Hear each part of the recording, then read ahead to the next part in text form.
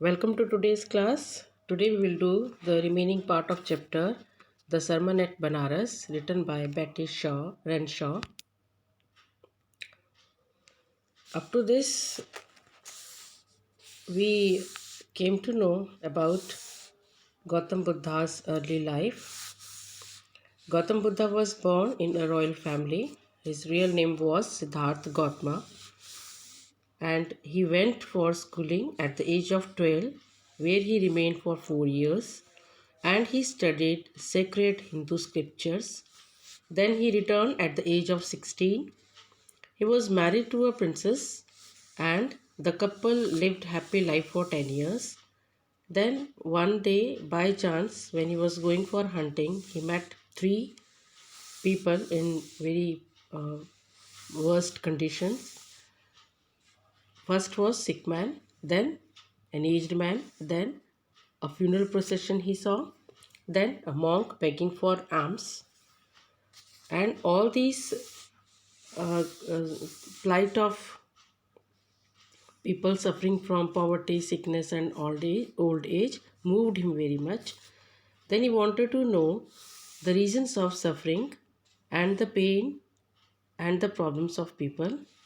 For this, he left the house, he left his kingdom. And Buddha delivered his first sermon at Benaras, which is the holy place on the bank of the Ganges. Ganges is here for river Ganga. His first sermon reflects his wisdom about one inscrutable kind of suffering, which is death. And how he tackled the people, the first example we saw in the case of Kisa Gautami. Kisa Gautami was a woman and her son died, and she took her son in her arm and she moved from door to door requesting the people for medicine to cure her son. And then one person advised her to go to Sakyamuni, that was Gautam Buddha. And Gautam Buddha gave one advice to Kisa Gautami. What was that advice? To bring handful of mustard, and that handful of mustard should be brought from such a house where nobody was dead or nobody died. So Kisa Gautami was very happy. She thought that now her son would be cured, and she moved from one house to another. Now we'll start from this. Poor Kisa Gautami now went from house to house, and the people pitied her and said, "Here is mustard, take it." Pitied means felt sorry for her misfortune. Misfortune means bad luck. So people, when they heard about her, they felt very pity on her. They gave handful of mustard, but when she asked, "Did a son, a daughter, a father, or a mother die in your family?" They answered, Kisa Gautami, "Alas, the living are few, but the dead are many." Alas means it is very sad that living people in their house are very less, but number of people died are more. "Do not remind us for our deepest grief," said the people. So when they gave handful of mustard, they told Kisa Gautami not to remind them about their grief, which was intolerable. In this way, there was no house where some beloved one had not died. In this way, Kisa Gautami moved every house from house to house, and she did not find any house where nobody was dead. Now Kisa Gautami became weary. Weary means tired and hopeless, and sat down at the wayside. Wayside means on the side of road, watching the lights of the city. And at a distance he was watching that the lights of the city was having flickering lights.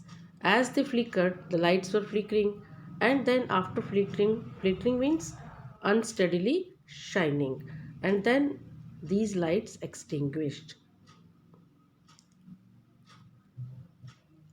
And she thought to herself, that flickering of light gave one idea, and she started thinking that how selfish am I in my grief. Death is common to all. means death is common in all houses. Death is to be faced by all. Yet, in this valley of desolation, desolation means great in happiness. This word is valley of great, like a valley of great unhappiness. We are living in a world which is full of unhappiness, but still there is a path that leads to those to immortality who has suffered all, surrender all selfishness.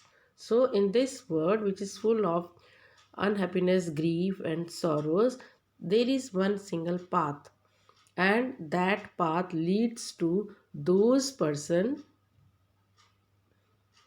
who has surrendered all selfishness. Immortality means ability to live forever. Means those person are able to live forever or able to live a happy life who have surrendered their selfishness.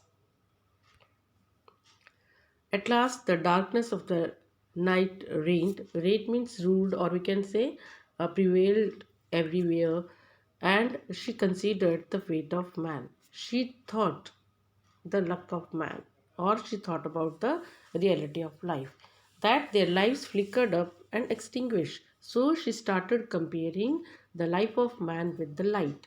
She started thinking that the life of man was like a flickering light.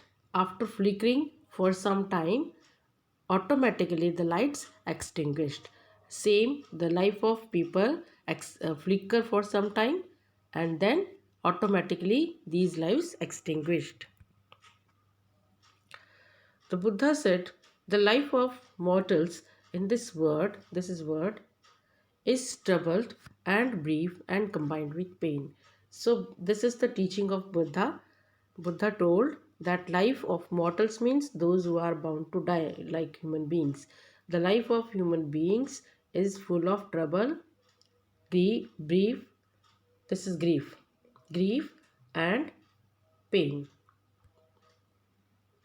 For there is not any means by which those that have been born can avoid dying. Means those who have taken birth,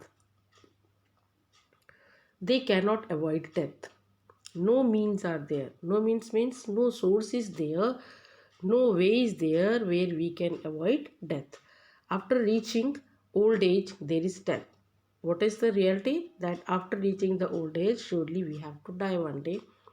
Of such a nature are living beings. Living beings are having this type of nature. One example is given like ripe fruits. Ripe fruits, when they ripe on the tree, automatically they fall down. They are always in danger of falling down. Same, when we have lived our life, when we live the complete life, when we reach at the old age, automatically we will die. So mortals when born are always in danger of death. So those who have taken birth, they can die at any time. Now listen, Buddha is saying, listen, while relatives are looking on and lamenting. Lamenting means expressing very much grief. While relatives are looking on and lamenting deeply due to death of somebody dear, one by one mortals are carried off like an ox that is led to the slaughter. Slaughter means kill. So one by one persons are taken by death. Like one by one ox are taken by the killer, slaughterer.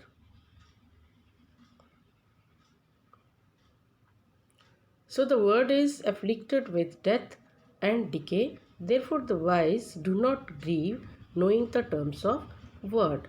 So Gautam Buddha is advising that those who are wise, they know the terms of conditions of word, and they know that the word is afflicted, means affected by decay. Decay means destruction. So the wise people do not grieve intensely, means very much. They are having the understanding, they themselves come out of their grief. Not from weeping nor grieving will anyone obtain peace of mind. On the contrary, means if we weep very much, if we feel always sorrow, we will not obtain peace of mind. What will happen if we will feel very much grief or always cry? What will happen? His pain will be greater and his body will suffer. The pain will increase and body will suffer. Means we will fall ill if we cry or if we feel intense sorrow after the death of somebody who is dear to us. He who seeks peace means the person who wants peace should draw out the arrow of lamentation and complaint and grief. Draw out arrow of lamentation and complaint and grief from his heart. We should take out the arrow of sorrows from our heart if we want to live in peace. So we should not feel, we should not cry, we should not feel very much grief after the death of anybody very dear to us. So these are the teachings of Gautam Buddha. I think everything is clear to you. Thank you for watching video.